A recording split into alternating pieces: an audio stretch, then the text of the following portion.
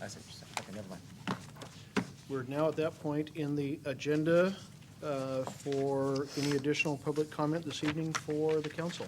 Mike? Mike Briggs, 368 West Lincoln Street. Took up a couple notes here, and see if I got it right. Sean, there was a letter or some information which came to you from the Census Bureau, and you read a letter that's saying that you're behind what the census asked for information. You know, you want to provide a true accounting of who lives here, and you're for supporting this.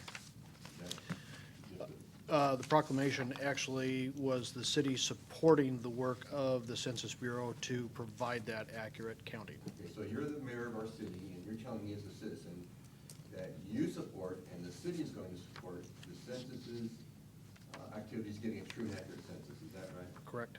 Okay, so my mayor's telling me, basically, I'm for it, and the city's for it, and we're my leader, so I say, great, I think that's what he should do, I appreciate that.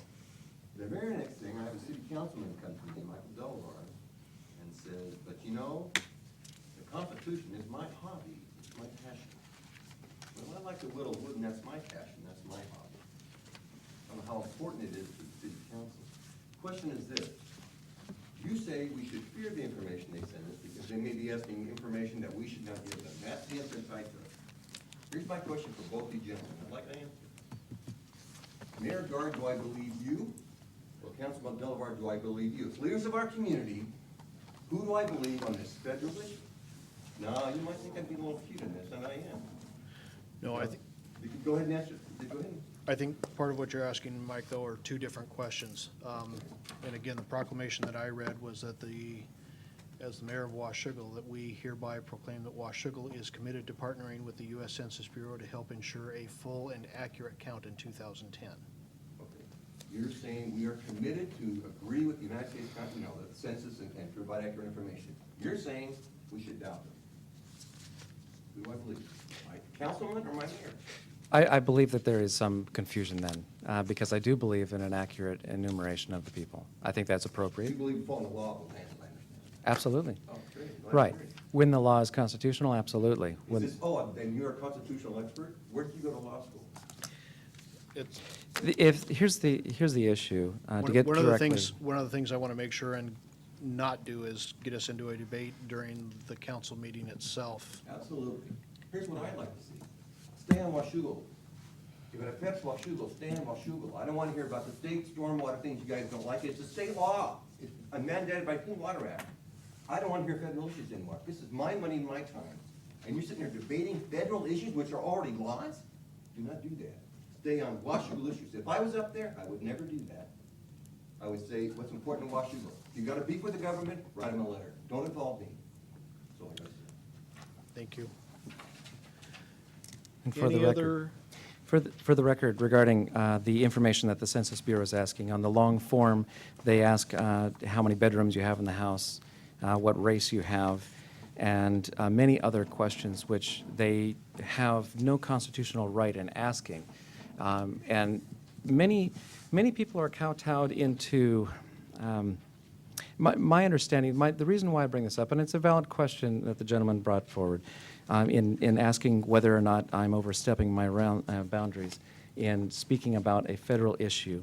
But I believe that it's necessary when we see something that is a misunderstanding, and I believe that when it comes to the Census Bureau, especially the long form, I believe there is a misunderstanding about the legitimacy of all the questions that are asked. Some questions are absolutely legitimate, and I absolutely support answering them. Some questions I believe are illegitimate and have no weight of law because they do not have the specific enumeration in the Constitution which requires it. That's the reason for my caution. I do support Mayor Guard's proclamation that the city does stand behind the efforts to get an accurate enumeration. We do need that in the city, and I do support that, and I hope that the citizens do give an accurate number of the people that live there.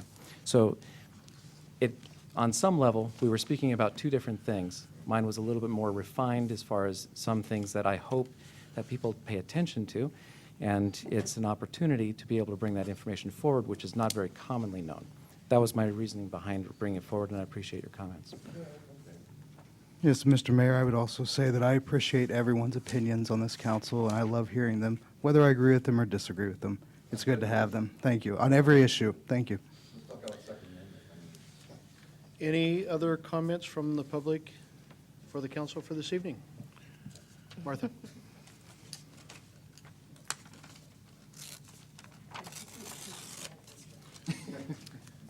Martha Martin, that was good. Very calm, very respectful, I appreciate the serious response from the council, so that's helpful. I have a point of clarification that I need to make for myself, because I'm a little confused about a zoning issue that came up during a discussion after you closed the public hearing tonight, and that regards the port's rezoning or possible need to rezone Steigerwald Commerce Center in the future. Was that something from Councilor Green? There is a portion of that property which is not yet within the city of Washougal, as I understand. It's currently in the county, which means, May I ask, I think Joanne knows how big that portion is. I'm sorry, I don't remember off the top of my head. It's been a long day. I don't remember. I should remember from the annexation request, and I really don't, and I apologize. And I think the port withdrew their request to annex that. Yes, they did. So the remainder, which is in heavy industrial, at this point in time, I do believe that it can pretty much be anything that it wants to be within the realm of heavy industrial or mild industrial or light industrial or commerce center. Any of those are, because the port did at one time request a rezone, which they stopped, because their understanding is, and maybe I'm overstepping my understanding of how this works, but what I heard from them was that their zoning that they have now covers everything that they desire to do with that property. it does, but it's not part of their plan to include an employment center like Fisher Investment. Their plan is industrial. And so everything that they're planning on is industrial and is a permitted use. So I'm still remaining confused, I don't know why, because initially they were seeking a rezone for just what you're saying, and yet they withheld that, and they're saying they still can do that type of development, so that's my confusion. There's also two separate issues. The property which is not yet within the city limits will have to be zoned by the city once it comes in. Except that's been withdrawn from the annexation request, so I don't think that's an issue at this point. So this is my point.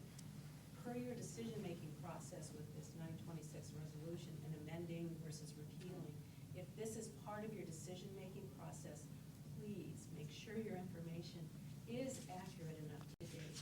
I don't think it is. I'm really concerned about that. So I agree with all the rest that you're utilizing. That's wonderful, but please make sure that if you pull out the port as one of this process's information, that is accurate.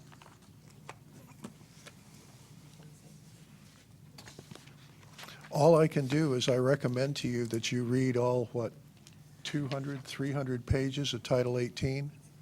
I have.